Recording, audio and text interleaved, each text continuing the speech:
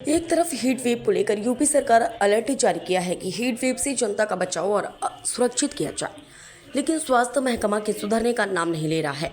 जी हाँ, हम बात कर रहे हैं बलिया के रसला सामुदायिक स्वास्थ्य केंद्र की, जहां सामुदायिक स्वास्थ्य केंद्र पर यूपी सरकार के डिप्टी सीएम ब्रजेश पाठक आए थे और सरकारी व्यवस्थाओं और हीट वेव को लेकर भी निरीक्षण करने के लिए आते थे, लेकिन निरीक्षण नहीं किए और वापस चले गए। डिप्टी सीएम आने के बाद भी व्यवस्था जस का तस दिखाई दिया। वहीं हॉस्पिटल में हीट वेव को लेकर व्यवस्थाओं को देखेंगे तो चौंक जाएंगे।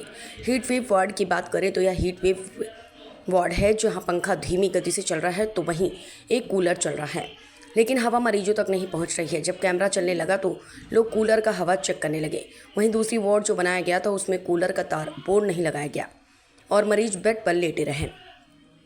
अगर डिप्टी सीएम निरीक्षण करते हैं तो शायद स्वास्थ्य विभाग की हीट वेव की पोल खुल जाती और कर्मचारियों पर कार्रवाई करने के लिए शायद मजबूर हो जाते।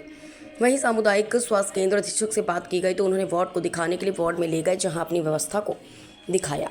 वहीं हीट वेव को लेकर बात किया गया तो उनका कहना है कि हाँ, हम लोगों को निर्देश था कि हीट वेव के लिए हीट वार्ड बनाना है, ORS कॉर्नर बनाना है, तो हम लोगों को पहले से गाइडलाइन बताई गई है जिसमें कूलर और बेड बना दिया गया है। तो बेड का एक कमरा अलग बना दिया गया और ऐसा लगा दिया गया है और एसी लगा दी गई है और 2 बेड के साथ कूलर लगा दिया गया है। 2 बेड तो इमरजेंसी के लिए बनाया है क्योंकि OPD से सटा हुआ है और एक वार्ड में पूरा एसी लगा हुआ है। अगर ज़्यादा हुआ तो हम लोग एसी वाले में शिफ्ट कर देते हैं।